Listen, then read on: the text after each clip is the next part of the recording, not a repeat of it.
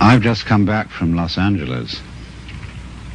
I was down there to meet with a group of rather important people in the movie industry, scientists and so on, who were considering calling a congress of the best minds in the world to meet in Los Angeles in the near future, to be a kind of planetary alarm conference.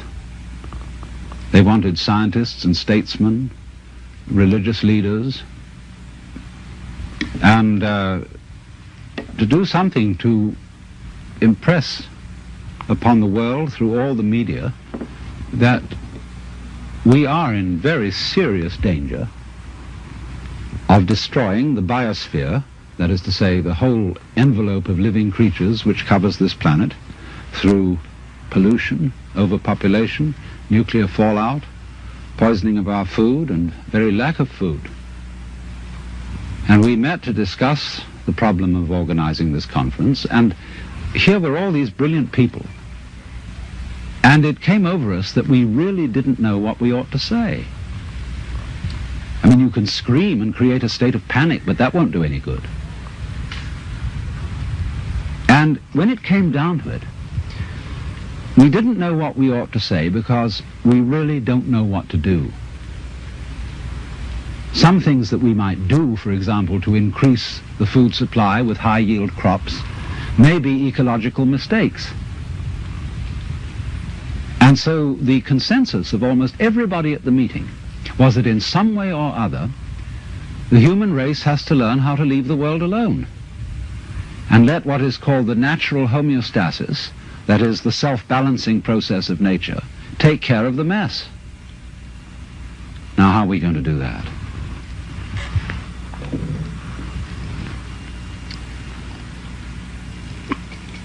This is Japanese ceremonial tea.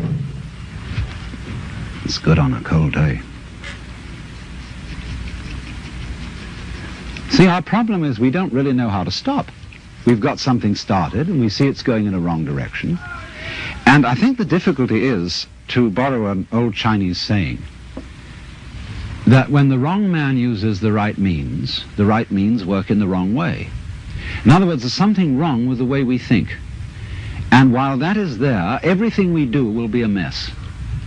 Now, what is it that's wrong? Now, as far as I can see, the basic mistake is that we've invented this wonderful system of language and calculation, and that it is at once too simple to deal with the complexity of the world, and also we are liable to confuse that system of symbols with the world itself, just as we confuse, say, money with wealth. A lot of people are in business to make money instead of wealth. When they make the money, they don't know what to do with it.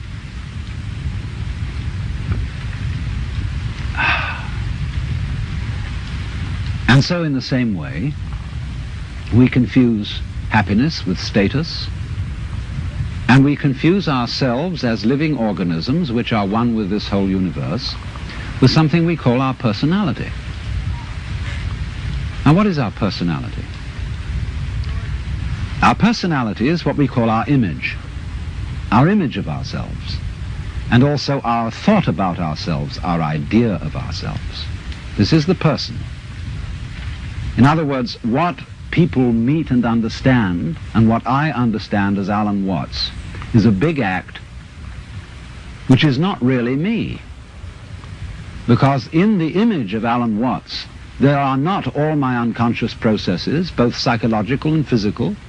The construction of my brain is not contained in the concept Allan Watts, and the concept Allan Watts does not contain the inseparable relationships which I have with all the rest of the universe. And therefore that concept is a fraud. And when it's mistaken for the real me, there's a confusion. Because if somebody says to me, Allan Watts, do something about it, the concept Allan Watts can't do anything. In other words, because it's only a concept, you can't make it lift a weight just as 3 is a concept. 3, the number. You can't make just plain 3 do anything. So also you can't wrap up parcels with the equator. It's a useful imaginary line, but it can't do anything. But we all feel that this concept of ourselves, which we call our personality or our ego, can do something, because we think it really exists. And I'll tell you why we think it exists. What happens when you, if I were to say to you, now look hard at the television screen, really look at it. What do you do as distinct from just watching it in the ordinary way when you say, now I really got to see that? What do? Notice that you tighten muscles all around here, that you frown a little, you clench your teeth perhaps. Now what has that got to do with seeing anything clearly? It has absolutely nothing to do with it. Same thing when you listen carefully. Now listen, catch everything that's said, or you start tightening up around your ears. That has nothing to do with hearing clearly. Now from the moment we were little children, when teachers in class screamed at us, pay attention, we go tight in various ways, either to see or hear more clearly, to concentrate, or to will something which is supposed to be difficult to do. And that constitutes a habitual tension over the whole body that's there almost all the time.